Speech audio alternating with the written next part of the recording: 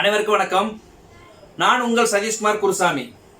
இன்றைய காணொலியில் என்ன பார்க்க போறோம்னா, வாரிசுதாரர்களை மறைத்து பூர்வீக சொத்தில் ஒருதலை பட்சமாக ஒரு போலி ஆவணங்கள் பதியப்படுது.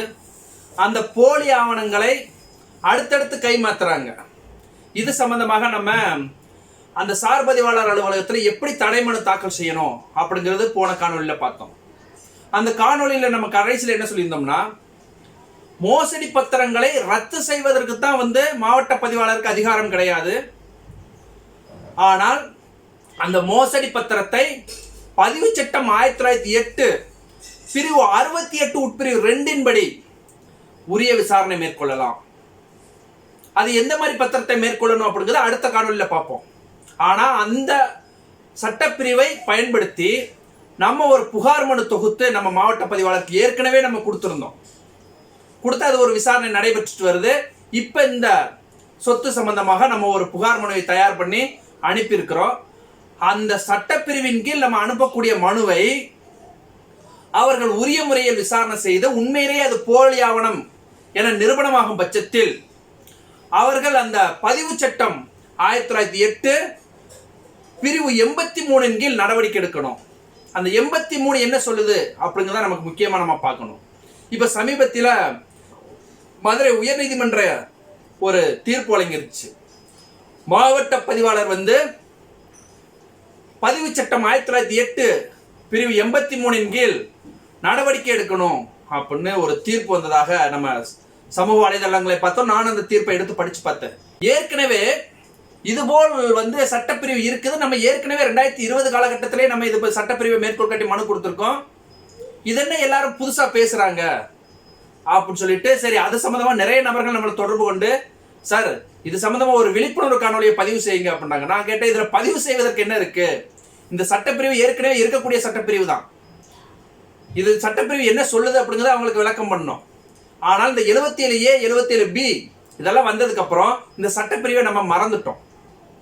நீங்க 77A 77B ரத்து செய்யப்பட்டுருச்சு அப்படின்னு சொல்லிட்டு நீங்க வருத்தப்பட தேவையில்லை. ஆனால் இந்த 83 பிரிவு இருக்கு பாத்தீங்களா, பதிவு சட்டம் 1908 பிரிவு 83 தெளிவாக சொல்லப்படுது. போலி ஆவணங்கள் பதிவு செய்பவர்கள் மீது மாவட்ட பதிவாளருக்கு ஒரு புகார் மனு வந்தால் அந்த மாவட்ட பதிவாளர் அந்த புகார் மனுவை பதிவு சட்டம் 1908 பிரிவு 68 உட்பிரிவு 2 படி உரிய விசாரணை மேற்கொள்ளணும். அந்த உரிய விசாரணை மேற்கொண்டு அதில் உண்மையாகவே அது போலி பத்திரம் தான், ஆள்மாறாட்டம் நடந்திருக்கு, இல்ல போலியான ஆவணங்களை உருவாக்கி இருக்காங்க, இல்ல தரவுகளை அவங்க போலியாக தயார் பண்ணி இருக்கிறாங்க அப்படின்னு சொல்லி, இல்ல அந்த வழக்கறிஞரோ இல்ல ஆவண எழுத்தர்களோ அதை போலியாக தயார் பண்ணியிருக்காங்க அப்படின்னு உங்களால நிரூபணமாகும் பட்சத்துல நீங்க அவர்களை உரிமையியல் நீதிமன்றத்துக்கு போங்கன்னு சொல்லக்கூடாது. இதுதான் இந்த சட்டம் சொல்லுது. உரிமையியல் நீதிமன்றத்தை போய் நீங்க நிவாரணம் தேடிக்கோங்கன்னு சொல்லக்கூடாது. அந்த பத்திரம் மீது, அந்த போலி ஆவணம் மீது உரிமையியல் வழக்கு நடைபெற்று கொண்டு இருந்தாலும், உரிமையியல் வழக்கு நடைபெற்று இருக்கு, ஆகையால் நீங்க உரிமையியல் நீதிமன்றத்தை நாடுங்கன்னு அந்த மாவட்ட பதிவாளர் சொல்லக்கூடாது. அவர் என்ன பண்ணணும்னா, உரிய விசாரணை மேற்கொண்டு இந்த மாதிரி போலியான ஆவணங்களை தயார் செய்த அந்த ஆவண எழுத்தர் மற்றும் வழக்கறிஞர் இவர்கள் மீதும், அந்த ஆள்மாறாட்டம் செய்து இல்ல போலி தரவுகளை தயார் பண்ண அந்த மனு அந்த பதிவு செய்யக்கூடிய அந்த பதிவாளர் மீதும், சார் பதிவாளர் உட்பட அந்த ஆவணத்தை எழுதி கொடுப்பவர் வாங்குபவர் இவங்க எல்லாரும் மீதும் காவல் நிலையத்தில் பதிவு சட்டம் 1908 பிரிவு 83 கீழ் புகார் மனு கொடுத்து முதல் தகவல் அறிக்கை பதிவு செய்யணும். இதுதான் மாவட்ட பதிவாளருடைய வேலை. இதைத்தான் இந்த சட்டப்பிரிவு 83 சொல்லுது. நீங்க சட்டப்பிரிவு 83 தவறாக பார்த்துட்டு மாவட்ட பதிவாளருக்கு ரத்து செய்யக்கூடிய அதிகாரத்தை கொடுத்துருச்சு நீதிமன்றம். அதிகாரம் கொடுக்கப்படல.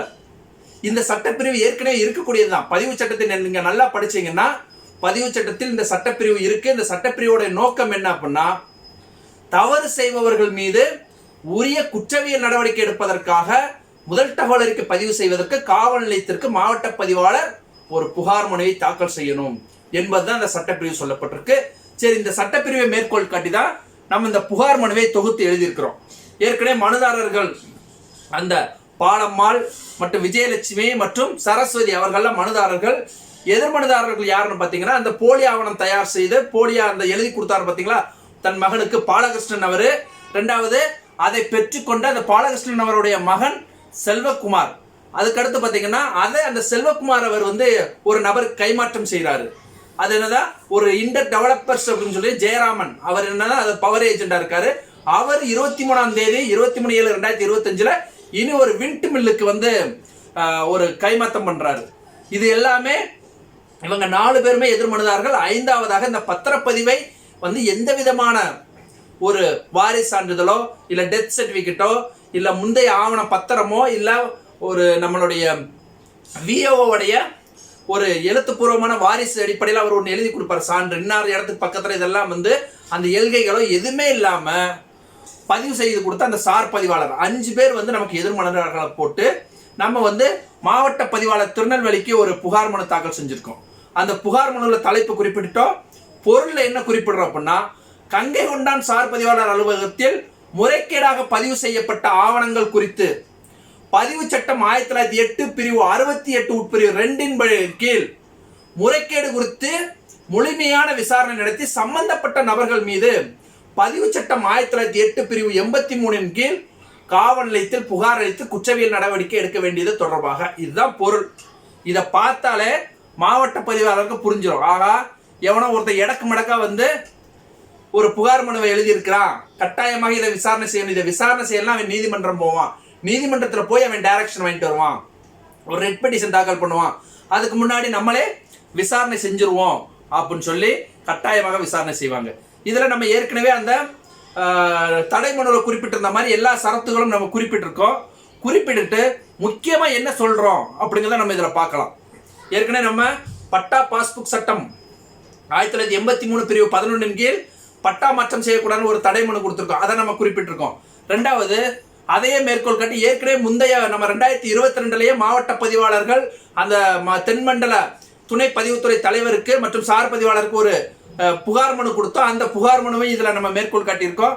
அதையும் தாண்டி ஒரு போலி ஆவணம் தயாரிக்கப்பட்டிருக்கு. அந்த போலி ஆவணத்தை இனி வருங்காலங்களில் இது சம்பந்தமாக எந்த விதமான ஆவணப்பதிவு நடத்தக்கூடாது அப்படின்னு சொல்லி நம்ம அந்த கங்கை கொண்டான் சார் பதிவாளர் அலுவலகத்தில் பதிவு சட்டம் 1908 பிரிவு 69 உட்பிரிவு 1 உட்பிரிவு ஜே கீழ் மற்றும் பதிவுத்துறை தலைவர் அவர்கள் அனுப்பிய சுற்றறிக்கை 9/3/2025 மற்றும் 15/9/2010 மற்றும் 4/10/2018 அன்று அனுப்பிய சுற்றறிக்கையை மேற்கோள் காட்டி ஒரு தடை மனுவும் நம்ம தாக்கல் செஞ்சிருக்கோம். சரி, இந்த தடை மனுவெல்லாம் இதுவரைக்கும் நம்ம ஆல்ரெடி பார்த்ததுதான். இதுக்கப்புறம் என்ன நடவடிக்கை எடுக்கணும், இவங்க இந்த புகார் மனுவை எப்படி விசாரணை செய்யணும் அப்படிங்கிறது சம்பந்தமாக இந்த புகார் மனு நம்ம தெளிவாக குறிப்பிட்டிருக்கோம். என்ன குறிப்பிடுறோம் அப்படின்னா, இந்த சார் பதிவாளராக இருக்கக்கூடியவர் பதிவுத்துறை தலைவர் அவர்கள் 8/11/2013 அன்று ஒரு சுற்றறிக்கை அனுப்புறாரு.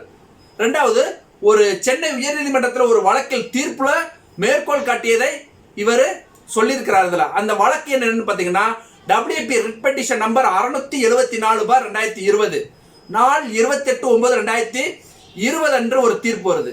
அதையும் மேற்கோள் காட்டி 8/10/2020 இவர் ஒரு மாவட்ட பதிவாளர்களுக்கும் சார் பதிவாளர்களுக்கும் பதிவுத்துறை தலைவர் ஒரு சுற்றறிக்கை அனுப்புறார். அதில் என்ன சொல்றாருன்னா, ஒரு ஆவணப்பதிவின் போது 10 நாட்களுக்குள் எடுக்கப்பட்ட வில்லங்க சான்றிதழ் கட்டாயமாக இருக்கணும்.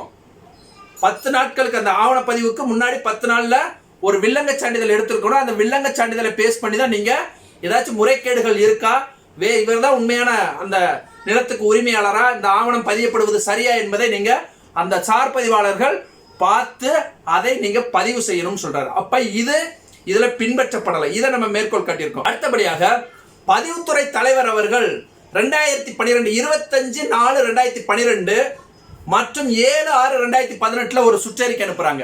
அந்த சுற்றறிக்கையில் என்ன சொல்றாங்க அப்படின்னா, போலி ஆவணப்பதிவை தடுக்கும் வகையில் ஆவணப்பதிவின் போது அசையா சொத்துக்கள் குறித்து பதிவுக்கு தாக்கலாகும் விக்கிரயம், அதாவது கிரை ஆவணம், உரிமை மாற்று ஆவணம், தானம், குடும்ப ஏற்பாடு, அடமானம், செட்டில்மெண்ட், இந்த மாதிரி ஆவணங்கள் வந்துச்சு அப்படின்னா இது சம்பந்தமாக பூர்வீக சொத்தாக இருந்தால் இது சம்பந்தமான பட்டா, சிட்டா, அடங்கல், இவர்தான் உரிமையாளரா என்பதை வருவாய்த்துறை பதிவு ஆவணங்கள், வருவாய்த்துறை இருக்கு பார்த்தீங்களா பதிவுறுகள், அந்த ஆவணங்களை கட்டாயமாக நீங்க வற்புறுத்தி, அதாவது வலியுறுத்தி அந்த பதிவுக்கு வரக்கூடிய நபர்கிட்ட நீங்க கேட்கணும்.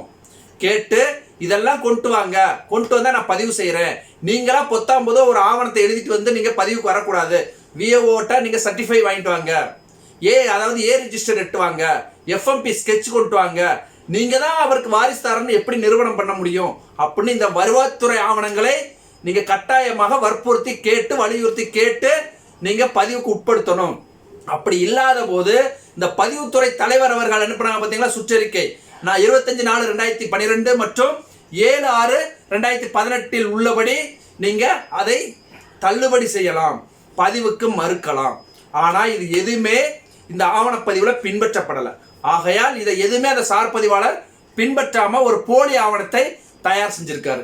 இதுக்கு அடுத்து என்ன பாயிண்ட் நம்ம சொல்றோம் அப்படின்னா, பதிவுத்துறை தலைவர் அவர்கள் 14/9/2021 மற்றும் 9/7/2021 25/3/2022 அன்று என்ன சொல்றாரு அப்படின்னா, போலி ஆவணங்களை தடுப்பதற்காக போலி ஆவணங்கள் பதிவு குறித்து தமிழ்நாடு அரசிதழ்ல ஒரு சுற்றறிக்கை அனுப்புறாங்க. இந்த சுற்றறிக்கையில் என்ன சொல்றாங்கன்னா, பதிவு சட்டம் 1908 பிரிவு 68 உட்பிரிவு 2 படி அந்த மாவட்ட பதிவாளர் வந்து ஒரு புகார் மனு வருதுன்னா அதை அவர் விசாரணை செஞ்சு, இது வந்து அரசிதழ்ல வரப்பட்டிருக்கு, அதனாலதான் நம்ம தைரியமா எழுதியிருக்கோம்.